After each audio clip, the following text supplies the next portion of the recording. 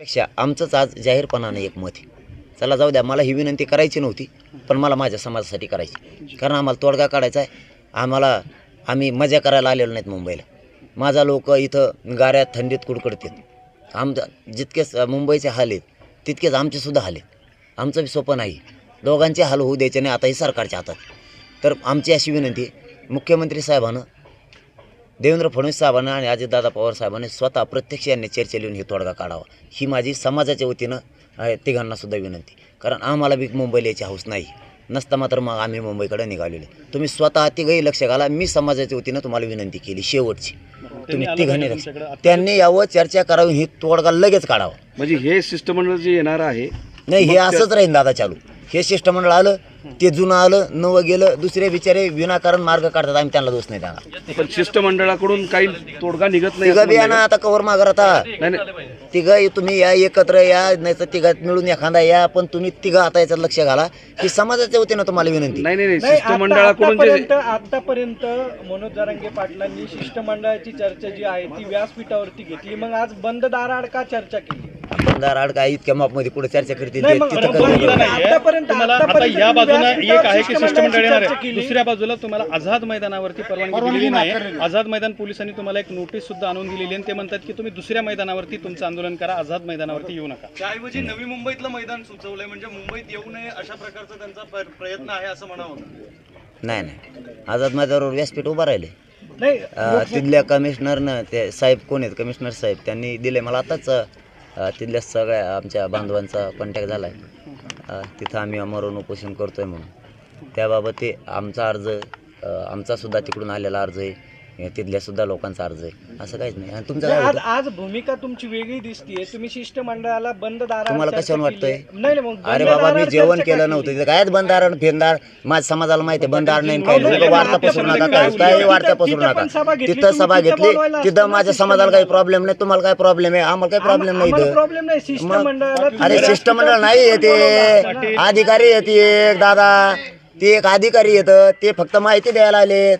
हे बघा, ही माहिती द्यायला आले ते. अरे पण माझ्या समाजाला अडचण नाही. त्यांनी का पैसे दिले का मला आणून काही? अरे मग काय तुम्हाला काय नाही, समाजाला म्हणलं पाहिजे अडचण नाही केलं असं नाही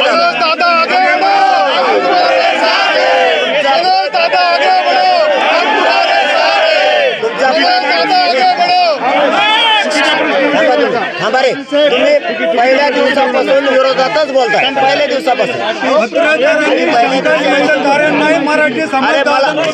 अरे प्रश्न नाही येतो.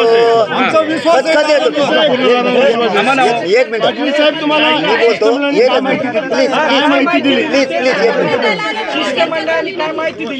एक मिनिट थांबा.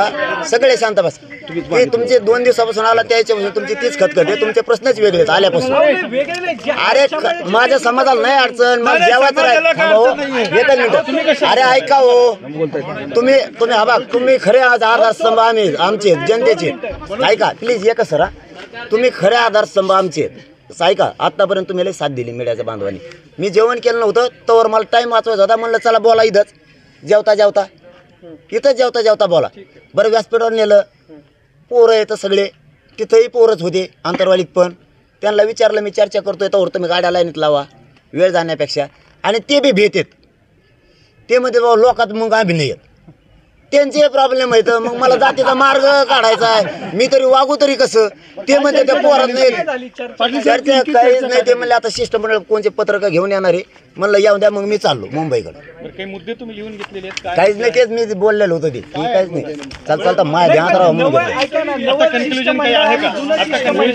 54 लाखाच्या नोंदीबाबतची चर्चा झाली. त्यांच्या नातेवाईकांना प्लस चर्चा झाली. सगळ्या सोयऱ्यांच्या अध्यादेशाबद्दलची चर्चा झाली. आम्हाला तिन्ही अत्यंत गरजेचे आहेत. कोपर्डीच्या खटल्याबद्दलही झाली. पण तो समजा बाकीचा जनरल विषय ते लगेच करायला तयार आहेत. आमच्या गुन्ह्याबद्दल राज्यातल्या झाली. ते म्हणले ते आदेश काढतायत आणि घेऊन यायले. म्हणलं मग काय चर्चा करून उपयोग आहे. मग जेवायचं झालं. म्हणलं मी जातो, आम्ही मुंबईकडे निघतोय. नाही, फक्त बंधारा आड मला डाग नका लावू. मी तुम्हाला विनंती करून सांगतो, मी बंधारा आडचा नाहीये. ते भ्यायला लागलेत लोकात यायला. ओके. मग आता मार्ग मला काढायचा सांगा, तर काय करावं? नोंदी सापडल्या लोकांना किती प्रमाणपत्र दिलेत त्याचा काही आकडा सांगितलेला आहे काय? आणि नाही, तोंडी सांगितलंय पण अधिकृत माझ्याकडे आल्यामुळं मीच नाही सांगत. अधिकृत नाही. मी त्यांना डाटा मागितला होता, त्यांनी डाटा न आणल्यामुळं मी नाही सांगत. त्यांनी काय कोणती किती सांगितलंय? तुम्ही म्हणले की नवं शिष्टमंडळ जुनं एक कंटिन्यू होऊ दे ना प्रश्न. हा, बरं, आझाद मैदानावर परवानगी नसली तरी तुम्ही आझाद पाटील ते त्यांचं वैयक्तिक काय आहे ते सकाळी नवीन एक आलं होतं ते कुठलं शिष्टमंडळ होतं आपलं आझाद ते म्हणले नाव सांगू नका, साहेबाकडूनच चालते तिकडूनच मंत्रालयाकडून मुख्यमंत्र्याचं. ते नाव सांगू नका. हेच होतं त्यांचं बी तेच. त्यांनी तेच लिहून नेलंय.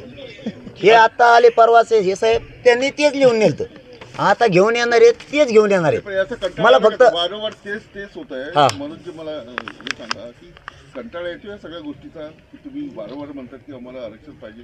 सगळं काही 3-4 महिन्यापासून जे काय ते सांगतात. तुमच्या शब्दालाच आपलं प्रमाणे कंटाळा खरंच आलाय. शेवटचाही केलं प्रयोग आता. ते म्हणले तिकडे भ्यायला लागलो तर म्हणलं मी भाकर खाता बोलू. मला फक्त एवढंच, मी लय प्रामाणिक, मला डाग ना काढू. हा, नाही सत्यता. एक माणूस म्हणून बोलतो, तुमचं पत्रकार म्हणून विचारणं गरजेचं आहे. मी तुम्हाला दोष बी देत नाही आणि समाजाने देऊ नका अजिबात कोणीच. त्यांचं विचारणं गरजेचं आहे. पण बंधारा आड ते लागलेत भ्यायला की पोरांनी घोषणा दिल्या की ते म्हणजे आमचा अंग थरथर कापत. काय सांगू आता? मग आता आडून जावं तर इकडून मला भेवेल, नाही जावं तर तिकडून ये. आझाद मैदानावर परवानगी नाही तरी तुम्ही आझाद मैदानावर जाणार का? परवानगी दिली, परवानगी घेतली तिथल्या आमच्या बांधवांनी. त्यांनी सांगितले, एक बाजूसुद्धा दिली त्यांनी आझाद मैदानची.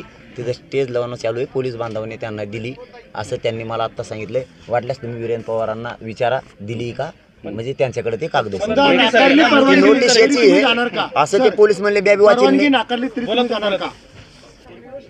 त्या नोटीशीत त्यांनी मला सांगितलं, मी वाचली नाही. उठलो होतो मी, नेमकेच कपडे घातले, मला जायचं होतं. ते म्हणले एकच मिनिट एवढं उत्तर देतलं की त्यांनी मी वाचले नाही.